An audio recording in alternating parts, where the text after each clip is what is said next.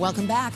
Broadcomm increases its bid to $121 billion to take over San Diego-based Qualcomm. Now, this new bid increases the cost per share from $70 to $82. If approved, this will be the largest deal ever in the economics industry. According to Broadcomm, this is its best and final offer. Joining us now with more on the new increased bid is financial analyst at Wilsey Asset Management, Chase Wilsey. Chase, thanks for being with us. Okay, Broadcomm wants Qualcomm so bad they can't stand it, but what's in it for Qualcomm? You know, for Qualcomm shareholders, what they're getting from that is a price appreciation in that stock price. So from the current price, about $61.73, as you said, that target takeover price is about $82 per share.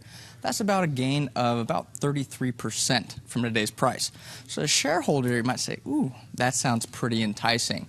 And I think what Broadcomm's doing here is they're trying to bring Qualcomm to the negotiating table by kind of giving them an enticing offer, and also creating that sense of urgency, of course, by saying this is our best and final offer. Are you surprised that they upped the ante here, and what happens next? I am a little surprised that Broadcomm upped it. I mean, I don't really see the value that Broadcomm's portraying in this.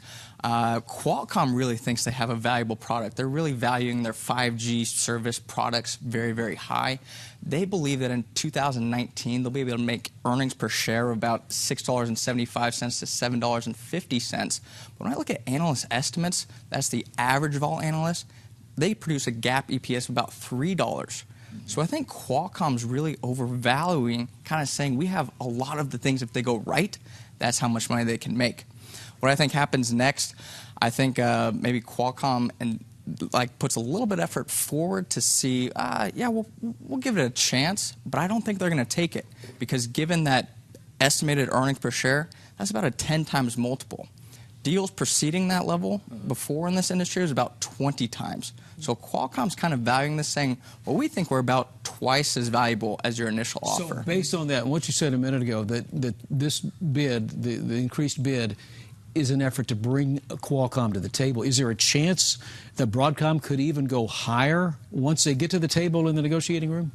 I think there's a chance it could go higher. I mean, they really want Qualcomm, it seems. They're also willing to pay what's known as a ticking fee. So Broadcomm, what they're saying is if the deal doesn't pass within 12 months through all of the regulators and, you know, the FTC and that nature, they're willing to pay a ticking fee. So for every month that goes by after that 12 months, there's a fee associated with that. So, I mean, if they get Qualcomm to the table, I wouldn't be surprised to see Broadcomm maybe even up it a little bit more. So in the end, this is going to be a hostile takeover one way or the other, right? I don't know what's going to happen. I don't think Qualcomm is going to cave. I mean, again, based off of what they feel they're worth, I don't think they're going to cave to Broadcomm.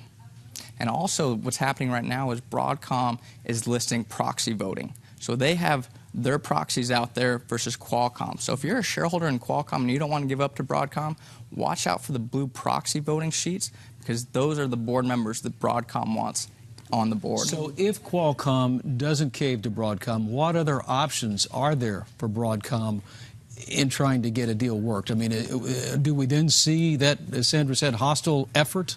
Yeah, then you'll kind of see what happens at the proxy voting. I know Qualcomm has their shareholder day coming up, so Broadcomm will be at that in hopes that they get members onto the board at Qualcomm to get a seat at the table to do the negotiating. If Broadcomm does succeed here, people have predicted it will be a colossal change for the San Diego economy. What do you foresee happening?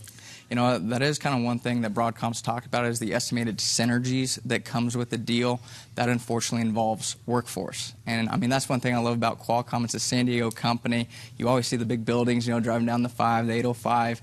But I don't know what would happen. I think you could see a reduction in the workforce, because you're going to have some crossover there with other engineers that are already at Broadcomm. And people moving out of San Diego as well, relocating. Of course. I mean, Broadcomm is not based in the United States even, but they are trying to bring jobs to the United States. That could be painful for the local economy. Exactly. All right. Chase, good to see you. Thanks for coming down. Thanks for having me. Thanks so much.